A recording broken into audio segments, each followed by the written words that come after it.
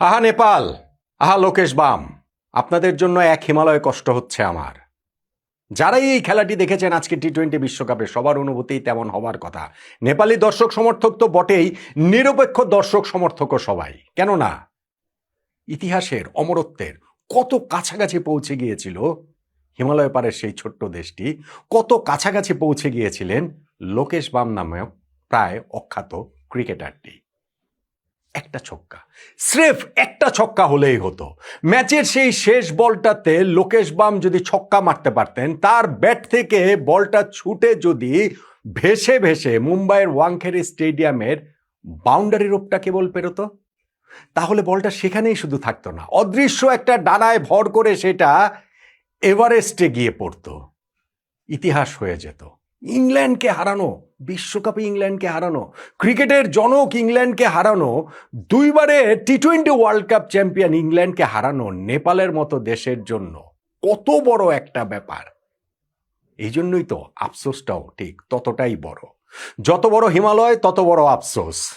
এত কাছাকাছি গিয়েও নেপাল জিততে পারল না ইংল্যান্ডের বিপক্ষে, এবং সেইখানটাতে বারবার গত বিশ্বকাপের কথাও কি একটু একটু মনে পড়ছে না? টার্নিং পয়েন্টের একটু ভিডিও, তারপরে এই আলোচনাগুলো করতে হয়। কত টি-20 ওয়ার্ল্ড কাপ, ঠিক আছে বাংলাদেশের সঙ্গে ম্যাচের কথা তার আমাদের আলাদা করে বলার কিছু নাই, কিন্তু আমাদেরকেও তারা প্রায় ভয় পাইয়ে দিয়েছিল। 106 রানে আমাদেরকে আটকে ফেলেছিল, মনে হচ্ছিল যেন ওই ম্যাচটা তারা জিতে যাবে। ভাগ্যিস আমরা আবার ওদেরকে 85 রানে আটকে দিয়ে 21 রানে ম্যাচটা জিতে নিয়েছিলাম। কিন্তু সাউথ আফ্রিকার বিপক্ষে তারা এরকম জিততে নিয়েছিল নেপাল, এবং তারা জিততে জিততে হেরে যায় শেষ পর্যন্ত গিয়ে মাত্র 1 রানে। ইংল্যান্ডের কাছে আজকে যেমন তারা হেরে গেল মাত্র 4 রানে। ইংল্যান্ডের জন্য এইটা একেবারে ঘাম দিয়ে জ্বর ছাড়ার মতো অবস্থা হয়েছে, কেননা নেপালের কাছে হেরে যদি টুর্নামেন্ট শুরু করতে হতো তাহলে কতদূর তারা যেতে পারতো সেই প্রশ্নটা ক্রমশ অনেক বড় হয়ে উঠতে পারত। টি-20 ওয়ার্ল্ড কাপে দুর্দান্ত সব ম্যাচ হচ্ছে প্রথম দিনের 3টা ম্যাচেই হচ্ছে গিয়ে অঘটনের সম্ভাবনা যেমন ছিল, কিন্তু কোনোটাই হয়নি। এই ম্যাচটাতেও সেই একই রকমের অবস্থা নেপালের জন্য। তাই কষ্ট লাগাটা স্বাভাবিক, দুঃখ লাগাটা স্বাভাবিক, সহমর্মিতা সহানুভূতি জানানোটা স্বাভাবিক। আপনি দেখেন যে নেপাল কিভাবে ম্যাচটার কত কাছাকাছি চলে গিয়েছিল।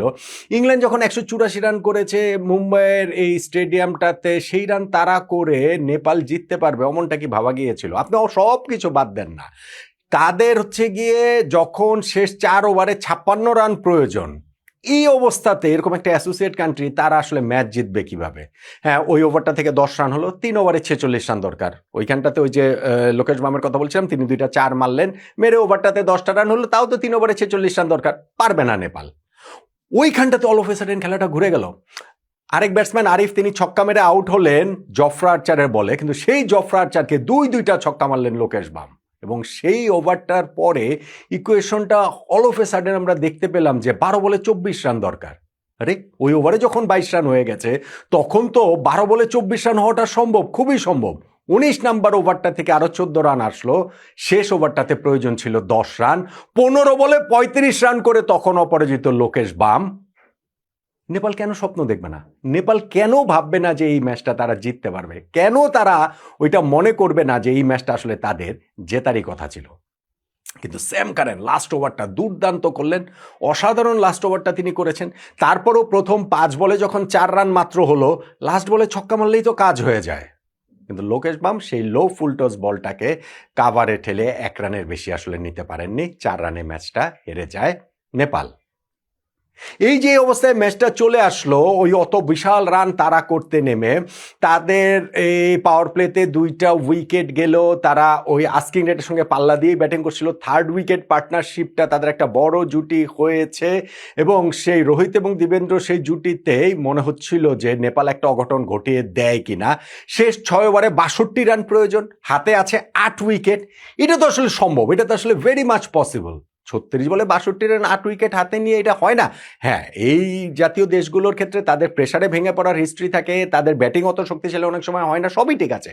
তারপরও নেপাল ওই জায়গাটাতে একটু স্বপ্ন দেখতেই পারত, স্বপ্নটা বড় হচ্ছিল ক্রমশ। কিন্তু পরপর 2 ওভারে 2 সেট ব্যাটসম্যান তারা, রোহিত আর দিবেন্দ্র, তারা যখন আউট হয়ে যান এবং সেই 2টা ওভার থেকে মাত্র 6 রান আসে, তখনই কিন্তু মনে হয়েছিল যে ম্যাচটা আসলে শেষ। কেননা 6 ওভারে 62 রান লাগবে, সেখান থেকে হয়ে গেল 4 ওভারে 56 রান লাগবে। ওই 2 ওভারে 2 সেট ব্যাটসম্যান আউট, রান হলো মাত্র 6। তাহলে আর কিভাবে ওই ম্যাচ নেপাল জিতে?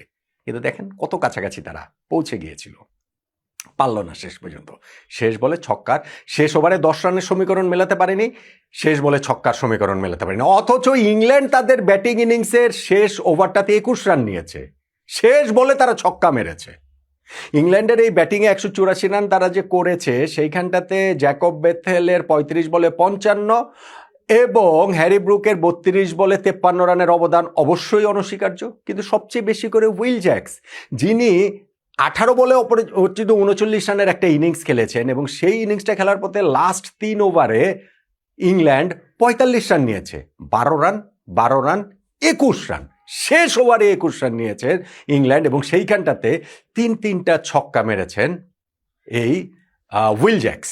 সো ওই উইল জ্যাক্স লাস্ট ওভারে তিনি 21 রান নিয়ে ফেললেন, নেপাল লাস্ট ওভারে 10 রান নিতে পারলো না। ওই ওভারটাতে উইল জ্যাক্স তিনটা ছক্কা মারলেন, লোকেশ বাম একটাও মারতে পারলেন না। লাস্ট বলটা তো ইভেন ছক্কা আসলে ওইখানে উইল জ্যাক্স মেরেছিলেন, লোকেশ বাম সেইটাও আসলে করতে পারেননি। তাই সব কিছু ছাপিয়ে যখন আমি আলোচনা করব যে টার্নিং পয়েন্ট কোনটা, সেটা নিয়ে তো আলোচনাটা। সেখানটাতে আপনি স্পোর্টিং পয়েন্ট অফ ভিউ থেকে দেখলে ওই লাস্ট ওভারটা যেইখানটাতে 21 রান ইংল্যান্ড তুলে নিয়েছে, উইল জ্যাক্স তিনটা ছক্কা মেরেছেন, ইনিংসের লাস্ট বলেও ছক্কা মেরেছেন। কিন্তু স্পোর্টিং পয়েন্ট অফ ভিউ থেকেও তো বড় ভিউ রয়েছে। এই যে নেপাল, এই যে দর্শক, এই যে তাদের উন্মাদনা, আজকের মুম্বাইয়ের গ্যালারিতেও কি নীল সাগরের ঢেউ, তাদের ওই নেপাল নেপাল চিৎকার স্লোগান, তাদের দেশে ক্রিকেট ক্রেজ কীরকম ভাবে, এবং সেইটা গত ওয়ার্ল্ড কাপ থেকে আমরা দেখছি আমাদেরকে সেটা বরং বাংলাদেশের 90s সেই আমাদের যখন হাঁটি হাঁটি পা পা আমাদের ক্রিকেটের যুগ, সেই সময়টার কথা মনে করে দিচ্ছে। যখন আমরা টেস্ট স্ট্যাটাস পেতে যাচ্ছি, প্রথমবার ওয়ার্ল্ড কাপ খেলতে যাচ্ছি, সেই লেট 90s কথা মনে করে দিচ্ছে। সেই কারণে আমার কাছে আরও এক ধাপ নেপালে ক্রিকেটটা যে এগিয়ে যেতে পারলো না যেই জায়গাটাতে, সেই তাদের ব্যাটিং ইনিংসের লাস্ট ওভারটাই একেবারে লাস্ট বলটার কথাও বলতে পারেন। শেষ বলে ছক্কা হলেই তো নেপালের ইতিহাস হয়ে যায়, এবং সেই ছক্কাটাও তারা মারতে পারলো না বলেই নেপালের ইতিহাস হলো না, তাদের এভারেস্টে চড়াটা হলো না। তবে সবার মন তারা জয় করে নিয়েছে নিঃসন্দেহে। টার্নিং পয়েন্ট লাস্ট বলে যদি ছক্কাটা তারা মিলিয়ে দিতে পারতো, ওইটাই আমার কাছে টার্নিং পয়েন্ট।